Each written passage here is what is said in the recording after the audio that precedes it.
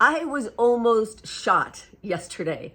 I take my dogs for a hike maybe 4 or 5 times a week in the national forest here. And yesterday I was finishing up the hike and I hear this bang, I hear a gun go off.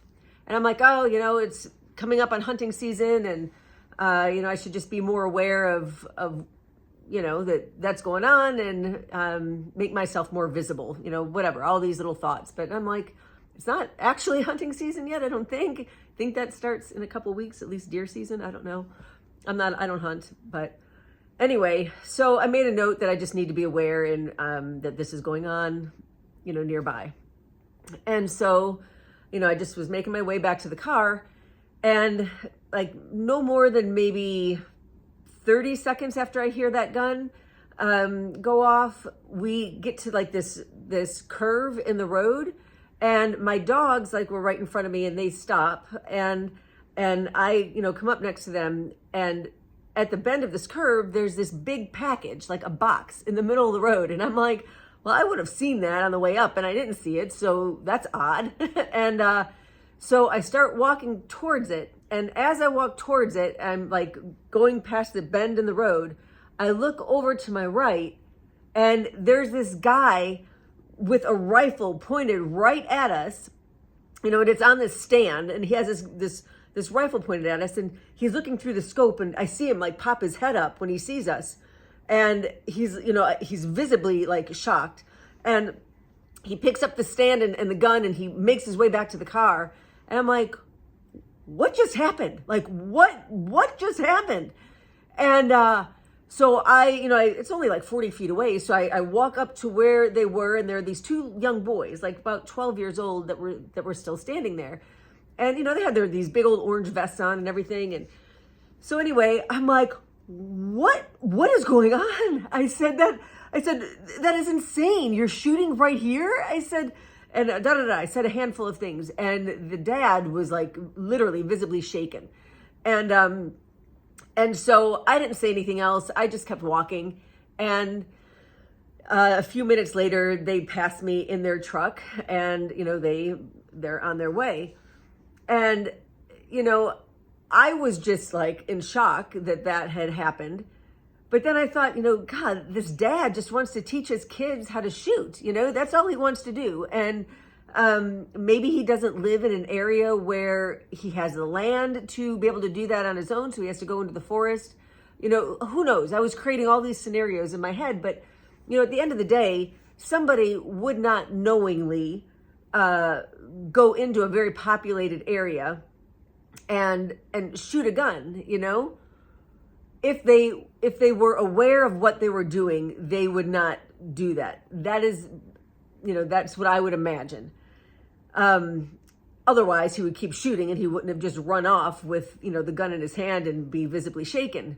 It was clear that he didn't know what he was doing. And, so then I felt bad, I yelled at these kids, but, I definitely left an impression on them, but good, because they needed an impression left on them. That was, it was incredibly irresponsible. And I know that they realize that.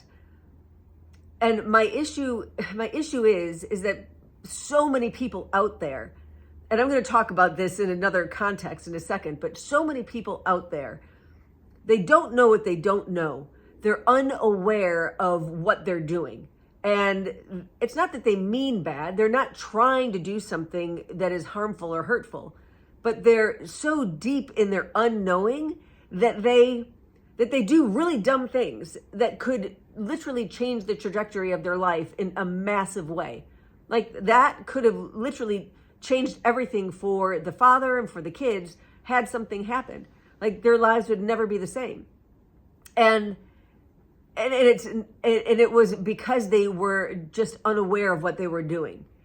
And they were unaware of their surroundings and all of that. And it's a massive lesson, our shadows, the shadows that we have within us, we are completely oblivious to. We don't know that we have them. So we're acting on them unaware of their existence. And It's not until we do some self-reflection, it's not until we actually look at a circumstance, something that happened, an event, anything, our relationships, not until we start looking at those and looking deeply at them, are we able to recognize these shadow aspects of ourselves, because it exists within all of us. It's the only way that we can make ourselves aware of them is through this questioning, this inquiry, the self-inquiry. And that usually will happen when something major happens. Like when a big event happens, you start to question your position in it, and you question the way that you're showing up and all of those things. So it's revealing some of those unknown aspects of yourself, and it's revealing them to you and to everybody else. And so you take a look at them and you learn from them. Like this father, he'll never take his kids back to the national forest in a very populated area to shoot a rifle. I mean, maybe he'll go deeper into the woods. He'll make different choices. I don't know. But my guess is that he's probably not going to be going back to that same spot where there's a lot of people walking. So, it is a parallel for the way that we could do some self-work and some self-reflection, is to take a look at those moments of tension, those moments that were like, oh God, why did that happen?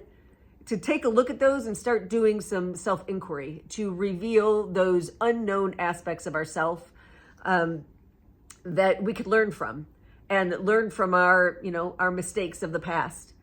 And yeah, that's it, really. That was the parallel that I made with that very strange event yesterday.